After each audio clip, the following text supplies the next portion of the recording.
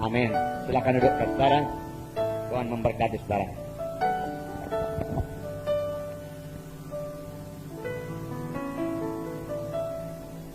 Masih dalam nama Yesus, pada hari Rabu yang lewat, saudaraku, saya mengajar di Surat Alkitab Rema, di mana saya mengajarkan bagaimana membangun gereja seturut dengan kitab Kisah Rasul.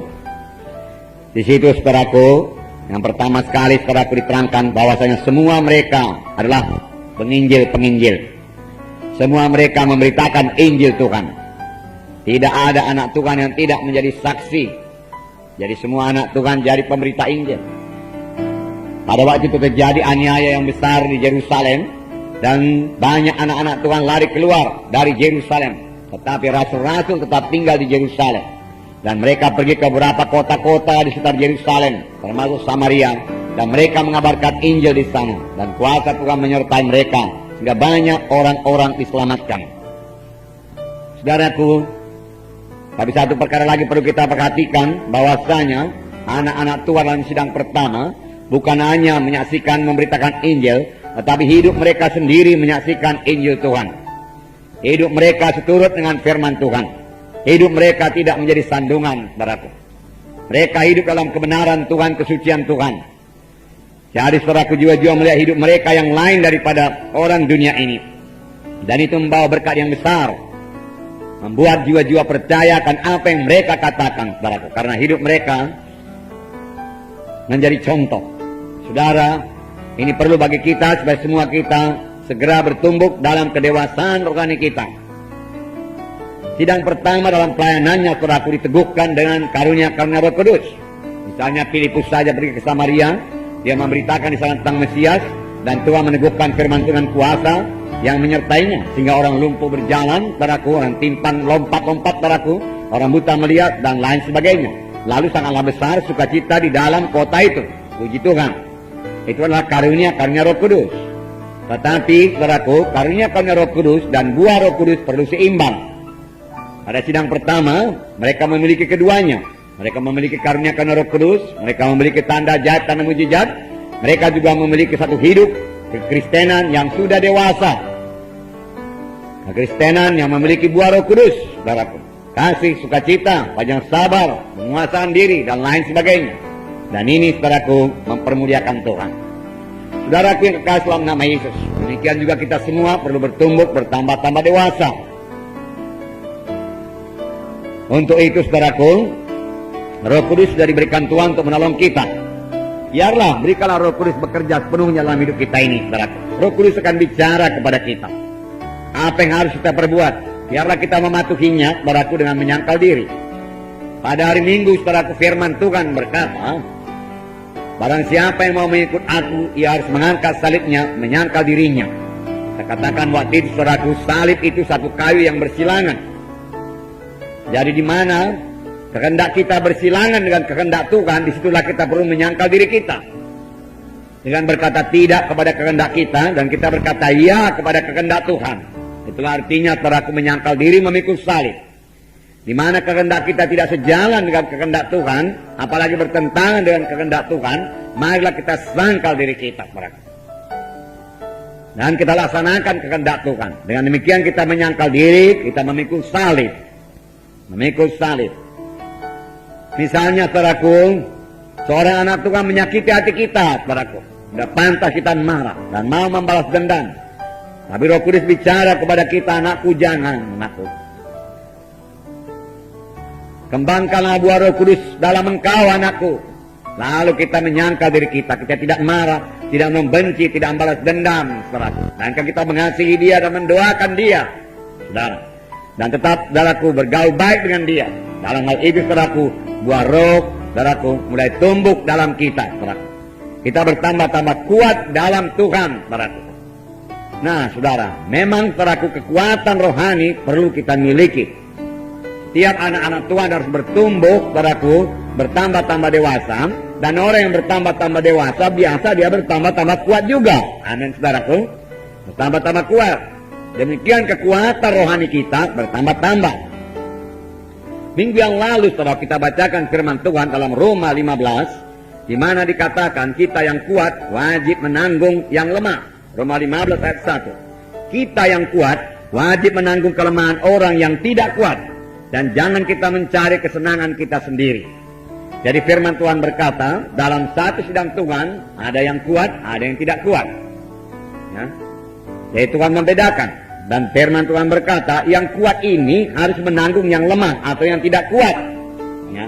Yang lemah ini, saudaraku, banyak kali berjalan dalam kehendak daging. Dia tidak berjalan dalam roh. Dan bisa saja dia menyakiti anak Tuhan yang lain. Tetapi anak Tuhan yang lain yang kuat itu segera memaafkannya. Dan kalau boleh, saudaraku, menasehatinya dengan kasih.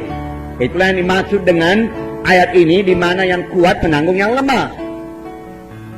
Dan itu perlu, saudaraku, bagi yang lemah, saudaraku, supaya dia juga bertambah mengerti jalan Tuhan. Dan perlu bagi yang kuat, supaya dia bertambah-tambah kuat. Dan buah roh bertambah-tambah dalam dirinya. Betul, saudaraku? Ya, puji Tuhan, saudaraku. Sekali lagi di sini dikatakan dalam 1 Tesalonika 5 ayat 14, belalah orang yang lemah, dikatakan. 1 Tesalonika 5 ayat 14. Saya membacakan kepada saudara. Kami juga menasehati kamu, saudara-saudara, tegurlah mereka yang hidup dengan tidak tertib, hiburlah mereka yang tawar hati, belalah mereka yang lemah, sabarlah terhadap semua orang. Ada beberapa di sini dikatakan, saudaraku, melayani tugas anak-anak Tuhan yang kuat, ya, kuat rohaninya. Tegurlah mereka yang hidup dengan tidak tertib, hiburlah mereka yang tawar hati, belalah mereka yang lemah, sabarlah terhadap semua orang. Sabar terhadap semua orang, belalah yang lemah, membela yang lemah. Nah, sekarang apakah yang dimaksud Tuhan, saudaraku, dengan kuat rohaninya dan lemah rohaninya, saudaraku? Tentunya yang dimaksud bukanlah kekuatan fisik, bukanlah kekuatan badani. Saudara, Simpson kuat badaninya tetapi lemah rohaninya. Demikian juga, saudaraku, misalnya seorang atlet, ya, atlet angkat besi, misalnya dia sanggup mengangkat 100 kilo, saudaraku. Ya, belum tentu dia lebih kuat rohaninya daripada orang yang hanya sanggup mengangkat 10 kilo, saudaraku. Karena kekuatan rohani tidak diukur daripada tenaga fisiknya, saudaraku. Kalau seorang yang tenaganya besar, saudara, tenaga fisiknya besar, tetapi tidak bisa menguasai dirinya, saudara, tidak bisa mengalahkan hawa nafsunya, saudara, dia bukanlah orang yang kuat rohaninya. Bahkan sebaliknya, dia orang yang lemah rohaninya, saudara. Seperti Simpson lah, saudara. Luar biasa kekuatan fisiknya, kekuatan jasmaninya, saudara. Tetapi dia sama sekali tidak bisa mengalahkan hawa nafsunya. Dia jatuh dalam bidang moral, saudara. Saudara, dia bukan orang yang kuat rohaninya. Marilah kita menjadi orang yang kuat rohaninya. Amin, saudaraku. Ya, tentunya, seperti saya katakan tadi, orang yang kuat rohaninya adalah orang yang sudah dewasa juga rohaninya. Contoh seorang yang kuat rohaninya, mari kita melihat Yusuf, Perjanjian Lama, Kejadian 39 ayat 2 sampai 6. Saya tidak membaca, saudaraku, seluruhnya, saudaraku. Mari kita baca ayat 2 sampai 6.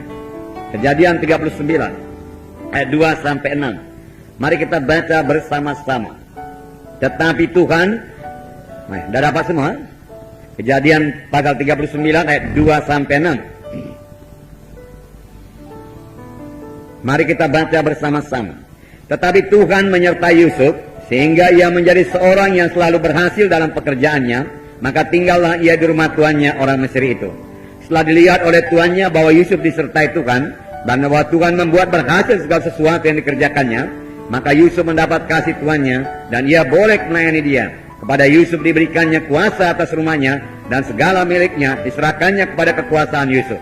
Sejak ia memberikan kuasa dalam rumahnya dan atas segala miliknya kepada Yusuf, Tuhan memberkati rumah orang Mesir itu karena Yusuf, sehingga berkat Tuhan ada atas segala miliknya, baik yang di rumah maupun di ladang. Segala miliknya diserahkannya pada kekuasaan Yusuf, dan dengan bantuan Yusuf ia tidak usah lagi mengatur apa-apa pun selain dari makanannya sendiri. Nah, saudaraku, Yusuf disertai oleh Tuhan. Yusuf dipanggil oleh Tuhan dengan satu panggilan yang luar biasa. Tuhan memberikan satu visi yang luar biasa kepada Yusuf melalui mimpinya. 2 kali mimpi itu diberikan Tuhan kepada Yusuf, saudaraku, dan Tuhan akan menggenapkannya. Dan Yusuf tetap berpegang pada visi yang daripada Tuhan itu. Dia mau sampai kepada panggilan Tuhan. Dia mau sampai kepada visi yang diberikan Tuhan kepadanya. Oleh sebab itu, saudaraku, dia menyangkal dirinya. Saudaraku, tanpa penyangkalan diri yang sungguh-sungguh, kita tidak akan sampai kepada panggilan Tuhan, saudaraku. Sebab tanpa penyangkalan diri, kita tidak akan mungkin berdoa dengan teratur, tidak mungkin membaca Alkitab dengan teratur, tidak mungkin melayani dengan teratur, saudaraku. Kita harus menyangkal diri kita. Saudara bertanya kepada saya, di manakah penyangkalan diri Yusuf pada saat ini? Saudara tahu cerita Yusuf, saudaraku.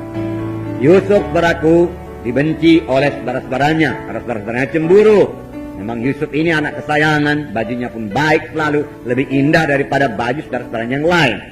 Lalu sekali pada waktu Yusuf datang ke tempat pengembalaan, saudara-saudaranya menanggalkan bajunya yang baik itu, lalu menjualnya, saudaraku, kepada pedagang-pedagang yang akan ke Mesir. Di Mesir dia dijual kepada Potifar, saudaraku, dan dia tinggal di rumah Potifar. Hingga cerita ini mengatakan di rumah Potifar Tuhan menyertai Yusuf, hingga ia selalu berhasil akan segala sesuatu yang dikerjakannya. Dan dia mendapat keluasan hati daripada Potifar.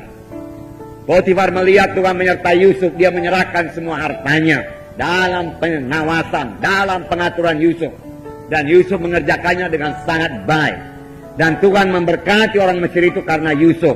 Berkat Tuhan ada atasnya, baik dalam pekerjaannya, baik di ladang. Mengapa Yusuf bisa berbuat demikian? Saudaraku, Yusuf menyangkal dirinya. Saya katakan lagi kepada saudara, sebenarnya Yusuf bisa sakit hati kepada saudara-saudaranya, karena Yusuf tidak berbuat salah sama sekali. Yusuf bisa menyimpan dendam kepada saudaranya.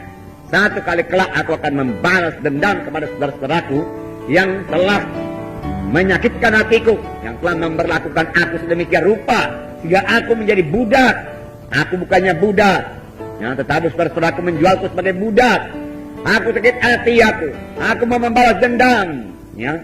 Tuhan, Kau beserta dengan aku, Tuhan. Tolong aku, Tuhan, supaya bisa Kau membalas dendam, Tuhan. Satu doa yang tidak akan dengarkan Tuhan, saudaraku. Tapi dia bisa saja, saudaraku, dicobai setan untuk berdoa begitu, untuk berpikir demikian. Tetapi, saudaraku, dia tahu jalan Tuhan. Jalan Tuhan bukan jalan membalas dendam.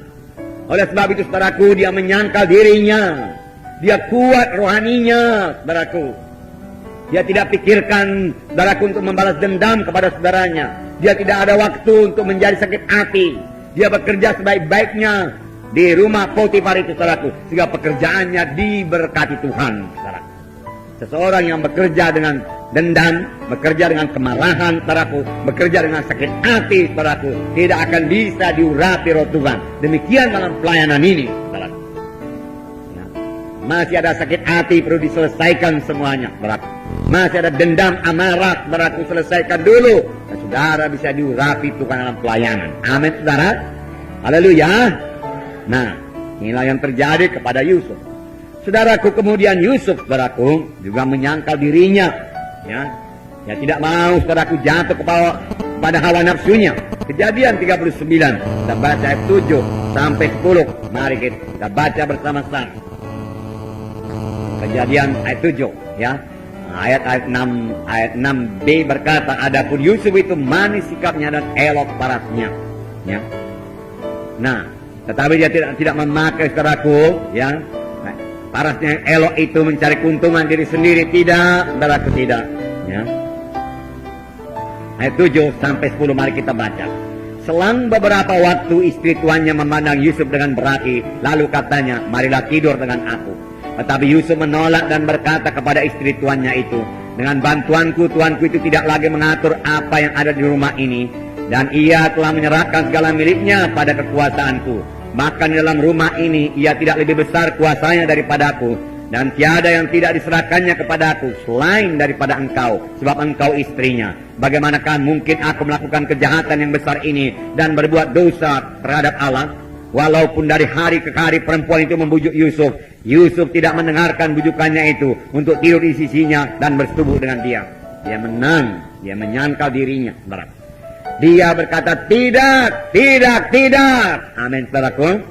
Ya, kita juga harus berani berkata tidak pada dosa, tidak pada hawa nafsu, saudaraku. Tidak kepada godaan setan, berkata tidak. Ya, tidak kepada acara-acara kegelapan, saudaraku. Tegas berkata tidak, dan tidak berarti tidak, saudaraku. Jangan tidak berarti mau juga, saudaraku. Itu bukan tidak namanya, saudaraku.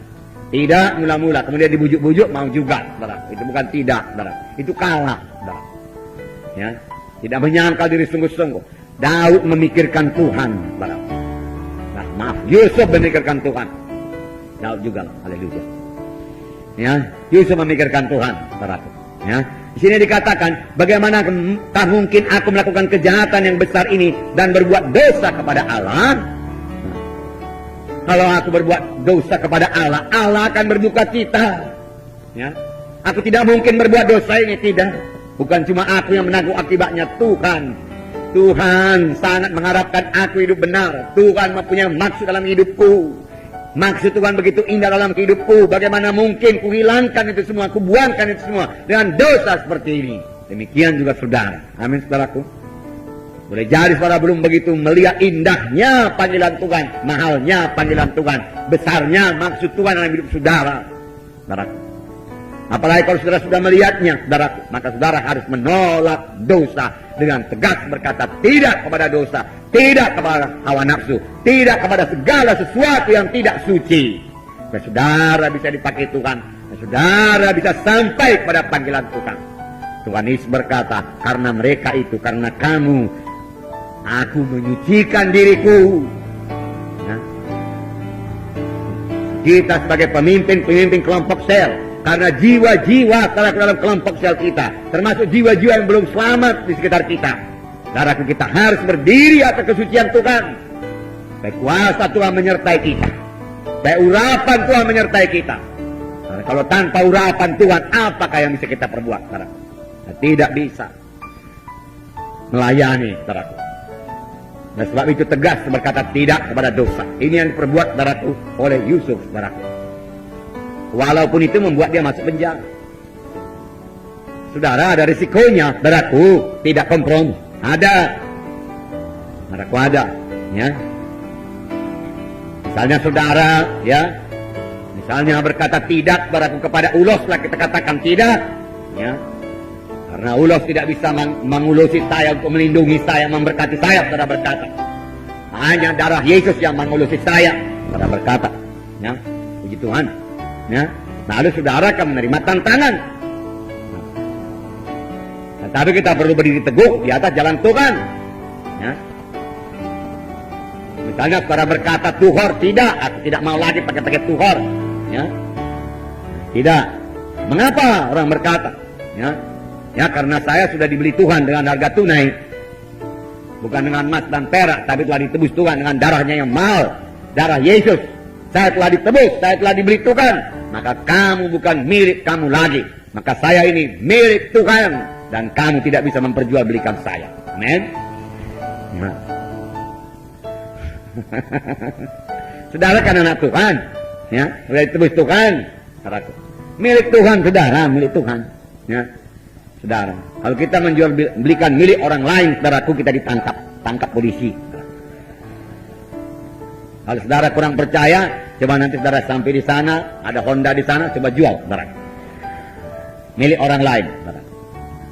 Saudara berurusan dengan polisi, saudara. Apalagi menjual milik Tuhan, saudara. Tetapi saudara akan menerima aniaya, ya.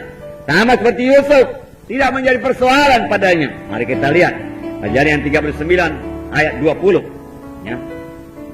Ayat 20 sampai 23, mari kita baca lagi bersama-sama. Lalu Yusuf ditangkap oleh tuannya dan dimasukkan ke dalam penjara, tempat tahanan raja dikurung. Demikianlah Yusuf dipenjarakan di sana. Tapi apa yang terjadi dalam penjara? Mari kita baca. Tetapi Tuhan menyertai Yusuf dan melimpahkan kasih setianya kepadanya dan membuat Yusuf kesayangan bagi kepala penjara itu. Sebab itu kepala penjara mempercayakan semua tahanan dalam penjara itu kepada Yusuf, dan segala pekerjaan yang harus dilakukan di situ dialah yang mengurusnya. Dan kepala penjara tidak mencampuri segala yang dipercayakannya kepada Yusuf, karena Tuhan menyertai dia, dan apa yang dikerjakannya dibuat Tuhan berhasil. Pujilah Tuhan, saudaraku. yang menyangkal diri ini, yang berjalan dalam kebenaran Tuhan, kesucian Tuhan, dibuat Tuhan berhasil. Amin, saudaraku. Tuhan membuat dia berhasil, saudaraku. Orang pun heran, ya. Luar biasa berhasilnya Yusuf ini. Tapi dia ditangkap, bukan karena salah, karena dia fitnah. Karena difitnah, barangkali tidak ada di antara kita yang pernah menerima fitnah yang demikian jahat, saudaraku. Dan hukumannya juga demikian berat. Masuk penjara pada zaman ini, saudaraku, belum tentu kapan keluarnya, saudaraku. Boleh jadi sampai mati di situ, saudaraku. Ya. Tetapi Yusuf, saudaraku, tidak juga pahit hatinya, saudaraku. Tidak juga ada satu keinginan membalas dendam dalam dia. Buktinya setelah dia jadi penguasa Mesir, saudaraku, dia tidak berkata, panggil dulu istri Potifar benar. Dia sudah berkuasa di seluruh Mesir. Dan dia tidak berbuat demikian, saudaraku. Dan dia lama berada dalam penjara, 13 tahun dalam penjara. Panjang sabar dia. Dan Tuhan menyertai dia. Ini yang penting, saudara. Puji Tuhan, saudara. Itu sebabnya dia suka cita, Tuhan menyertai. Penjara menjadi surga karena beserta dengan Tuhan. Amin, saudara. Tapi bebas di dunia ini menjadi neraka kalau tidak beserta dengan Tuhan. Amin. Amin. Ya. Tapi walaupun kita bebas di dunia ini, kalau tidak beserta dengan Tuhan, kita sebenarnya dipenjarakan oleh dosa, dipenjarakan oleh hawa nafsu, betul? Ya. Tapi di penjara dunia ini pun kita, kalau kita beserta dengan Tuhan, kita bebas bersukacita, bersekutu dengan Tuhan, dan bebas menerima kuasa Tuhan dalam hidup kita. Itulah yang terjadi kepada Yusuf. Nah, dia kuat dalam Tuhan, kuat rohaninya, kuat. Orang berkata bodoh kau, dia kata. Ya. Dia tetap sukacita. Dia tetap teguh, kuat dalam keadaan-keadaan yang sukar. Kalau dalam keadaan-keadaan berkat Tuhan, semua orang boleh memuji Tuhan. Haleluya Tuhan, puji Tuhan, Tuhan baik, dan lain sebagainya. Sembah kau Tuhan, sembah kau Tuhan. Betapa baiknya kau Tuhan. Haleluya. Kasihmu tiada berkesudahan, dan lain sebagainya. Karena dia diberkati Tuhan, saudara. Betul. Harus pun berbuat demikian, saudaraku. Tapi waktu keadaan-keadaan sukar juga, saudaraku, jangan hilang sukacita. Amin, saudara. Jangan hilang nyanyian, pujian kepada Tuhan, saudaraku. Lihat saja Paulus dan Silas dalam penjara, sudah dicambuk, luka-luka, tetapi dia menyanyi buat Tuhan. Tuhan berkenan, saudaraku. Tuhan bertata dari puji-pujian anak-anakmu. Bersukacitalah kamu dalam Tuhan, maka Tuhan akan mengaruniakan kepadamu kehendak hatimu. Nah, Yusuf tetap berjalan dalam kebenaran, tetap bersekutu dengan Tuhan. Berarti tidak ada kepahitan, tidak ada maksud untuk membalas dendam atau marah. Berarti tidak, berarti. Dan Tuhan menyertai Yusuf sehingga dia menjadi anak kesayangan dari penghulu penjara itu. Semua diberikan kepadanya. Saya yakin dia tidak kurang makan, dia yang mengatur makanan. Orang-orang penjara, berarti. Dia mengatur semua pakaiannya, pekerjaannya, semua dia mengatur semua. Dia beroleh hikmat daripada Tuhan, saudara. Saudara, kalau persekutuan kita indah dengan Tuhan, kita akan beroleh hikmat daripada Tuhan. Kalau pikiran kita untuk mengasihi jiwa-jiwa, kalau pikiran saudara untuk mengasihi jiwa-jiwa dalam kelompok saudara, maka Tuhan akan berikan hikmat kepada saudara. Bagaimana memenangkan jiwa-jiwa, bagaimana melayani jiwa-jiwa dalam kelompok saudara. Tapi dimulai dengan mengasihi. Nah, saudara. Kemudian tingkatnya, saudaraku, Yusuf menjadi penguasa Mesir. Kejadian 41 ayat 38. Kejadian 41 ayat 38 sampai 40. Mari kita baca bersama-sama. Kejadian 41 ayat 38 mulai sampai 40. Mari kita baca. Lalu berkatalah Firaun kepada para pegawainya, mungkinkah kita mendapat seorang seperti ini, seorang yang penuh dengan roh Allah? Kata Firaun kepada Yusuf, oleh karena Allah telah memberitahukan semuanya ini kepadamu, tidaklah ada orang yang demikian berakal budi dan bijaksana seperti engkau.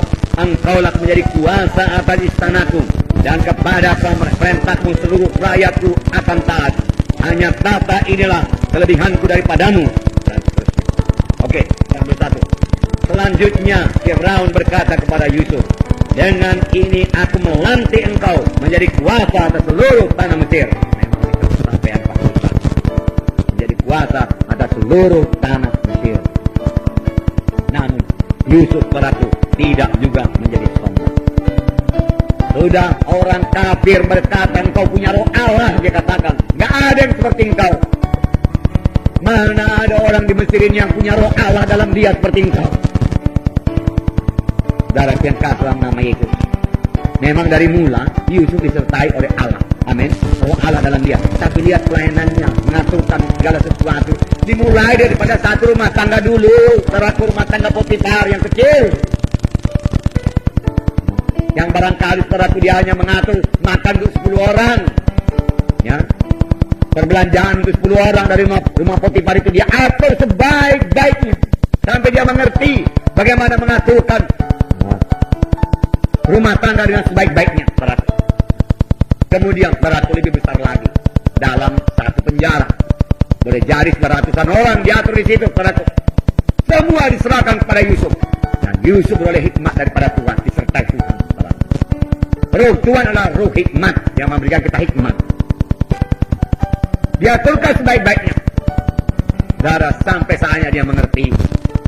Dan Tuhan mengirimkan juga pada kedua orang pegawai raja ke dalam penjara itu, yaitu juru makanan raja dan juru minuman raja, supaya Yusuf lebih mengetahui lagi keadaan kerajaan Mesir.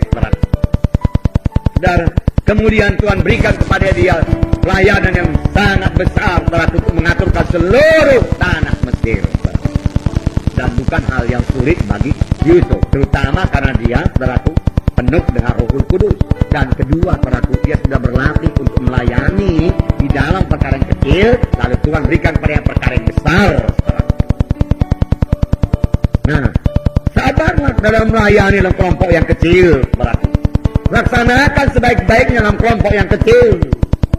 Dengan hikmat yang daripada Tuhan pada melayani KKS saudara, sehingga KKS saudara bertumbuh dengan pesat dan berbelah, saudaraku. Dalam mengasihi jiwa-jiwa dalam KKS saudara, mengasihi anak-anak Tuhan, berkenal semua. Saya yakin, saudaraku, Yusuf mengenal semua, saudaraku. Orang-orang dari rumah Potifar, dia kenal itu satu persatu. Dia tahu apa kekurangannya, dia tahu apa kelemahannya, dia tahu menasihatinya, dia tahu apa keperluannya, dia tahu semua, saudaraku. Dia mengerti semua. Dia tahu berapa uang perlu dikeluarkan, berapa uang perlu disimpan masuk kas, dan dia jujur, dia tidak mengkorupsi, saudaraku. Kemudian, saudaraku, dia sanggup melayani, saudaraku, pelayanan lebih besar lagi dalam satu penjara, di mana orangnya lebih banyak lagi. Mengatur makanannya semua, lengkap semua, beres semua, saudaraku. Kemudian dia sanggup mengatur satu kerajaan, ditambah dengan satu istana. Jadilah kita domba, amin, saudara. Domba. Ya, sama seperti anak domba Allah. Saudaraku, dia tidak membalas. Sampai dia ke salib, saudaraku, dicambuk tidak membalas, saudaraku. Dipaku tangannya tidak membalas. Tetapi Allah Bapa memberikan balasannya luar biasa. Jarahannya luar biasa, yaitu jiwa-jiwa selamat, saudaraku, dari seluruh bangsa, suku dan bahasa di seluruh Indonesia ini menjadi miliknya, saudaraku. Luar biasa. Nah, saudaraku, marilah kita juga memikirkan orang lain, saudaraku. Reaksi kita reaksi kasih. Kau dalam rumah tangga, saudaraku, baik suami, baik istri, tidak mementingkan diri sendiri, tapi memikirkan kepentingan suaminya, memikirkan kepentingan istrinya, saudaraku. Saudara, maka tidak akan ada perceraian pun.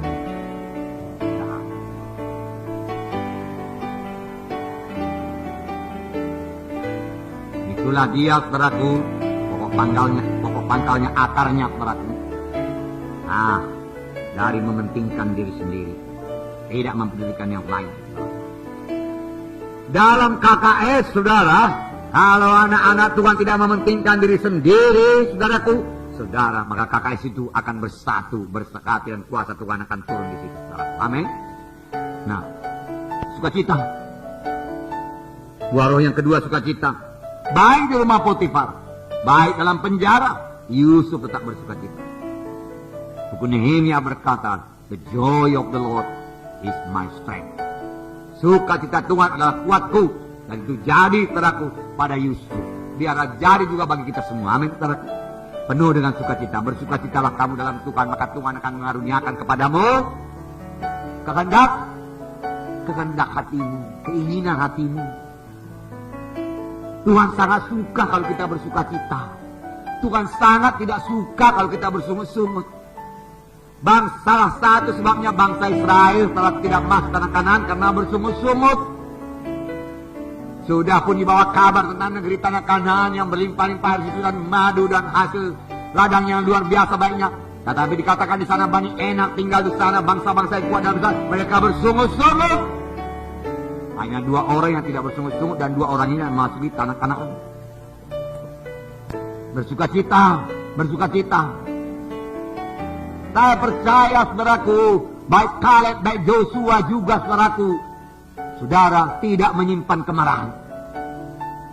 Mereka ikut 40 tahun keliling-keliling pada belantara dengan orang yang tidak beriman, yang menolak masuk tanah Kanaan. Bisa-bisa saja saudara Kaleb berkata, jauhlah daripada engkau orang tidak beriman. Sudahnya aku bilang dulu masuk tanah Kanaan, karena kau bilang tidak bisa. Inilah sebabnya kita ini putar-putar 40 tahun pada belantara. Matilah kau di sini. Segala macam bisa dikatakan. Nah, tapi dia tidak berkata demikian. Dia tabah terus, bersuka cita terus, saudara. Sampai akhirnya Kaleb mendapat Hebron. Umurku 85 tahun. Waktu masih sama dengan 40 tahun. Karena bersuka cita. Tanpa sukacita datanglah depresi, tertekan, murung. Kalau sudah murungnya murung berat, depresi berat, bicara pun sudah berat. Tak ada yang berat kali bicara, ditempelin pun tak bunyi lagi. Aduk dia pun tak ada lagi. Saudara pernah jumpa orang demikian? Tempel, dia tidak ada sukacita lagi. Tetapi saudaraku, Kaleb bersukacita, sukacita Tuhan kuatku, dia kata kekuatan, kesehatan. Kalau sukacita senantiasa, penyakit mah pun tidak bisa dapat. Dokter berkata, walaupun firman Tuhan tidak berkata.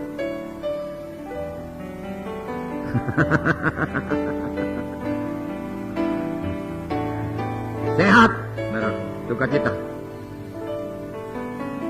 Nah, kerajaan sorga bukanlah hal makan, minum, tapi damai, sejahtera, dan sukacita dalam Roh Kudus. Sukacita, itu kerajaan sorga. Seperti ada tertulis dalam Roma 4 ayat 17. Di sini, Roma 14. Roma 14 ayat 17. Sebab kerajaan Allah bukanlah soal makanan dan minuman, tapi soal kebenaran, damai, sejahtera, dan sukacita oleh Roh Kudus. Sukacita oleh Roh Kudus. Dalam penjara saudaraku mereka bersukacita. Saudara Kristen-Kristen pertama dirampok saudaraku, barang-barangnya dijarah, dia bersukacita. Ibrani 10 ayat 34. Jadi sukacita kita juga tidak bergantung pada harta dunia ini. Ibrani 10 ayat 34. Saya membacakan pada saudara. Memang kamu telah turut mengambil bagian dalam penderitaan orang hukuman. Dan ketika harta kamu dirampas, kamu menerima hal itu dengan sukacita. Sebab kamu tahu bahwa kamu memiliki harta yang lebih baik dan lebih menetap sifatnya. Tentu saja di sorga. Mereka menerima aniaya. Harta yang dirampas. Dan firman Tuhan berkata mereka tetap bersukacita. Karena kamu tahu hartamu yang kekal bukan di dunia ini, tapi di sorga. Amin. Haleluya. Dan Habakuk lebih hebat lagi. Hilang semua, walaupun pohon ara tidak berbuah. Pohon anggur mengecewakan. Pohon zaitun layu-layu. Dan tidak ada lembu sapi dalam kandang. Namun aku mau beria-ria dalam Tuhan yang menjadikanku, menyelamatkanku. Oh, keselamatan. Sukacita dalam keselamatannya. Bukan dalam lembu sapi, kambing domba, buah zaitun, buah anggur, barak. Ya. Buah pepaya, buah pisang, barak. Bukan, saudaraku. Dalam ayam itik tidak, saudaraku. Walaupun tidak ada ayam dalam kandang, tidak ada itik dalam. Namun aku akan beria-ria dalam Tuhan yang menyelamatkanku.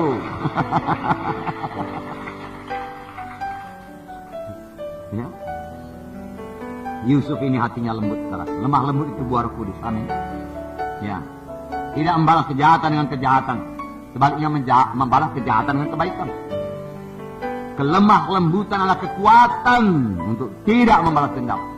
Karena kapan kita membalas dendam, kuasa Tuhan berhenti bekerja bakti. Tidak membalas dendam dengan ucapan, tidak membalas dendam dengan perbuatan.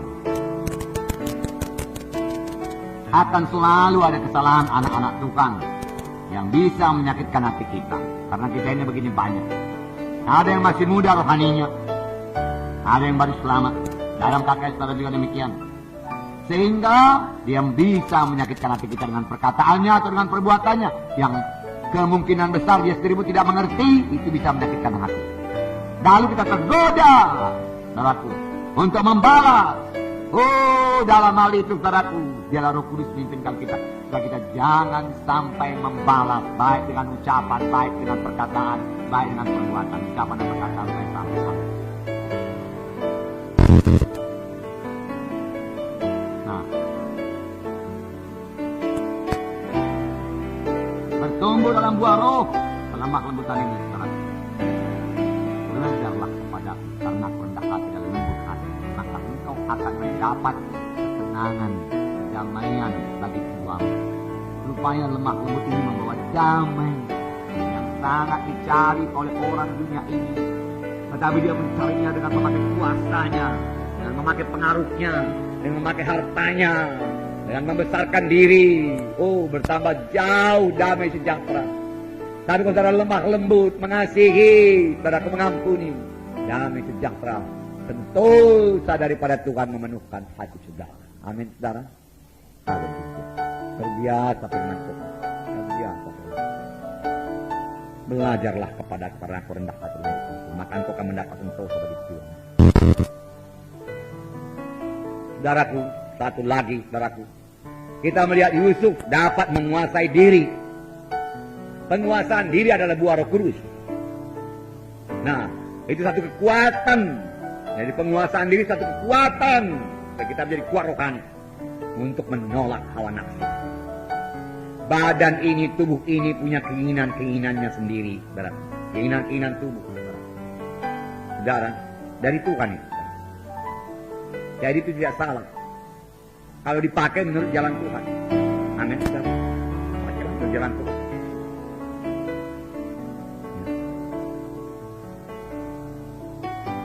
Mendatangkan berkat kalau dipakai menurut jalan Tuhan, saudaraku.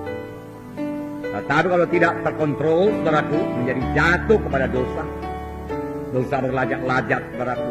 Dosa mabuk-mabuk, saudaraku, untuk menyehatkan tubuh ini, saudaraku. Supaya tubuh ini merasa senang, saudaraku. Dosa jatuh kepada obat-obat bius itu, saudaraku. Supaya tubuh ini merasa enak, merasa lezat, saudaraku. Dosa perjinahan, saudaraku. Semua itu mendatangkan murka Tuhan. Dosa percabulan, penajisan, dan lain-lain. Jangan sampai saudara sebutkan. Jangan sampai saudaraku ada yang memikirkannya pun. Mohon kelepasan. Lepaskan pada hari ini, saudaraku. Saudara, buku Amsal mengatakan kekuatan yang sejati adalah kekuatan rohani. Bukan orang yang menaklukkan satu kota besar. Bukan. Amsal 16 ayat 32 saya bacakan kepada saudara. Orang yang sabar melebihi seorang pahlawan. Orang yang menguasai dirinya melebihi orang yang merebut kota. Orang merebut kota pada zaman perjanjian lama ini adalah orang yang gagah perkasa, yang bisa berperang, saudaraku, yang bisa memainkan pedangnya dan tubuhnya kuat sekali. Dia gagah perkasa, tidak kenal takut. Dari firman Tuhan berkata, orang yang dapat menguasai dirinya lebih gagah daripada orang yang dapat merebut kota. Orang yang dapat menguasai marahnya, orang yang dapat menguasai nafsu makannya, sehingga dia tidak berlajak-lajak, dia bisa menyangkal diri. Orang yang bisa menguasai hawa nafsunya, sehingga dia tidak jatuh dalam dosa percabulan perzinahan, lebih gagah daripada orang yang menguasai merebut satu kota. Firman Tuhan mengatakannya. Firman Tuhan ini ya dan amin. Haleluya, saudara. Puji Tuhan. Jadilah gagah perkasa dalam Tuhan. Haleluya. Saudara, pada akhir zaman godaan akan bertambah. Firman Tuhan berkata pada akhir zaman akan terjadi lagi pada zaman Nuh, sama seperti pada zaman Nuh dan sama seperti pada zaman Lut. Manusia berlajak-lajak memuaskan hawa nafsu. Godaan bertambah banyak, saudara. Penuh dengan Roh Kudus. Amin, saudara. Ya, jaga diri saudara. Ya. Atur waktu saudara. Atur hidup saudara. Dengan sebaik-baik. Hati-hati dengan TV. Jangan tenggelam dalam TV. Film-film itu nggak perlu ditonton. Hati-hati dengan film-film yang beredaran di luar, saudara, yang tidak baik, gambar-gambar yang tidak baik. Jangan sentuh majalah-majalah yang tidak baik, cerpen-cerpen yang tidak baik, tidak usah itu semua. Saudaraku, pergaulan-pergaulan yang jahat merusak kebiasaan yang baik. Firman Tuhan berkata, saudaraku, ya, jangan duduk dalam himpunan orang-orang pengolok, jangan duduk jangan kompromi. Amin, saudara. Ya. Jangan ikut cara-cara berpakaian orang dunia ini, saudaraku. Ya, berpakaian yang sopan, saudara. Kalau saudara berpakaian tidak sopan, Roh Kudus pasti menegur saudara, dengarkanlah, saudara. Ya. Ya. Roh Kudus berkata, aduh mak kita.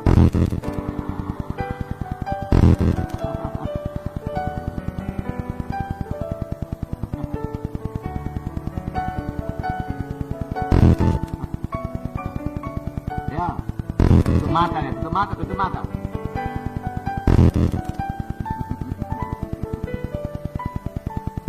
Jangan juga ciptakan Roh Kudus.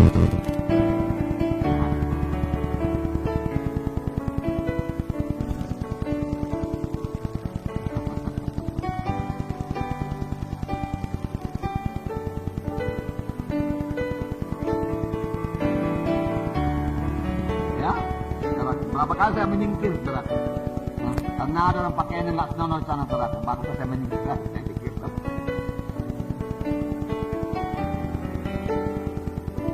Nah, saudara, kalau matamu, gimana katanya? Saya tidak minta saudara mencukil mata, jangan sampai di luar mencukil mata.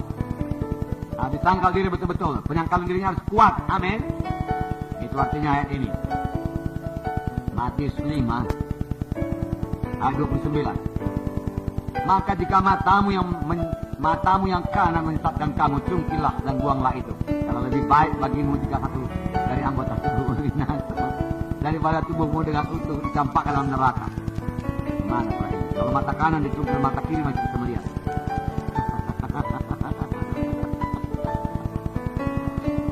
Tapi maksudnya saudaraku sangkal diri, amin. Itulah kuatnya penyangkalan diri. Saudaraku, saya minta Roh Kudus bekerja kepada saudara. Ya, saya minta saudara bersekutu dengan Roh Kudus.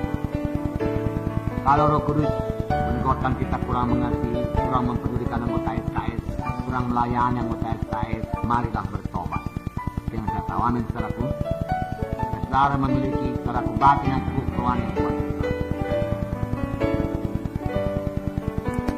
Kalau Roh Kudus menegurkan kita ini kurang mengasihi, kurang mengunjungi, kurang melayani jiwa-jiwa, saudaraku, marilah bertobat dengan menambahi perkunjungan dengan memperhatikan jiwa-jiwa yang tidak datang di kelompok sel. Kita tahu mereka semua, kita layani mereka sebaik-baiknya. Sama sebagaimana Yusuf melayani orang-orang di rumah, jiwa-jiwa di rumah Potifar sebaik-baiknya, dan Tuhan menyertai dia.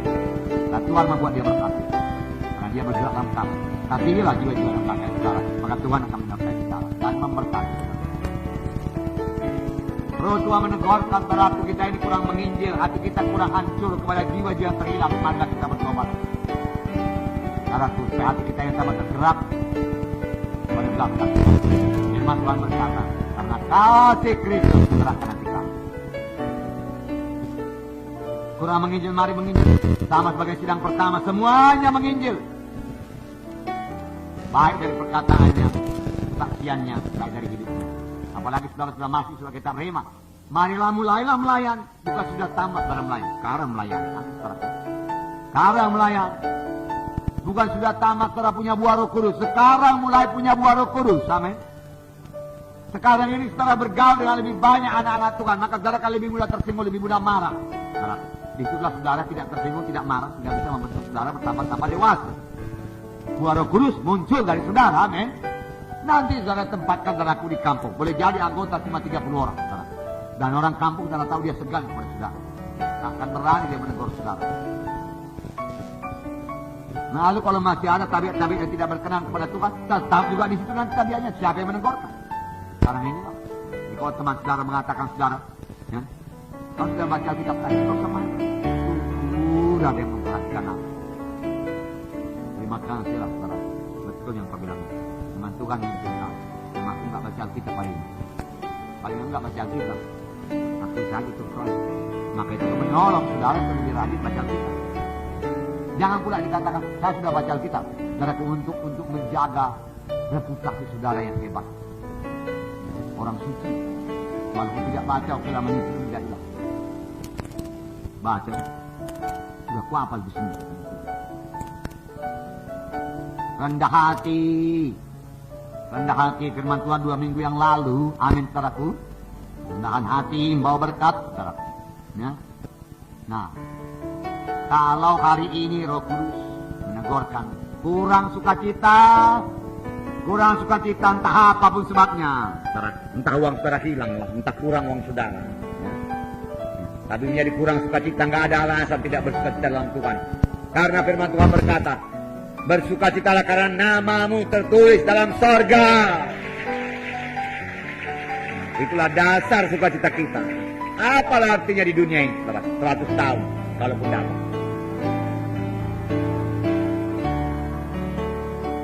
Di sorga, penduduk sorga. Tuhan minta kita bersukacita. Bersukacitalah kamu senantiasa. Sekali lagi katakan kepadamu, bersukacitalah kamu. Firman Tuhan berkata. Kurang bersukacita, lalu bertobat. Kurang lemah lembut, mari bertobat. Mengampuni. Jangan membalas kejahatan dengan kejahatan. Jangan pikirkan untuk membalas. Dan berkati anak-anak Tuhan dalam kakak saudara. Maka kakak saudara bertambah-tambah bersatu, bertambah-tambah dewasa. Saudara, kalau mereka, saudara juga memiliki hati yang lembut, nggak ada itu gosip-gosip itu, nggak ada, hilang. Doa yang ada, doa yang sungguh-sungguh. Lalu kuasai diri saudara, jangan jatuh pada pencobaan. Dosa-dosa kasar demikian, firman Tuhan berkata, menyebutnya pun malu. Menyebutnya pun malu. Saya jarang-jarang menyebutnya. Hanya beberapa minggu ini tempat saya sebutkan saudaraku.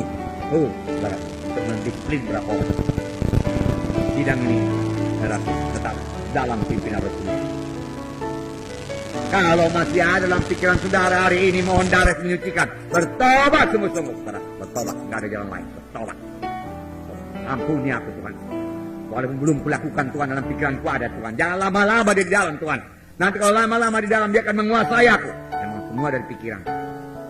Jangan biar. Pikirkan barang apa yang baik, yang suci, yang mulia. Pikirkan pekerjaan Tuhan, pikirkan pelayanan Tuhan. Pikirkan untuk menolong, pikirkan untuk berbuat baik. Pikirkan untuk menginjil. Pikirkan untuk berkorban. Amin, saudaraku. Haleluya. Silakan berdiri, Tuhan. Tuhan memberkati saudara. Haleluya.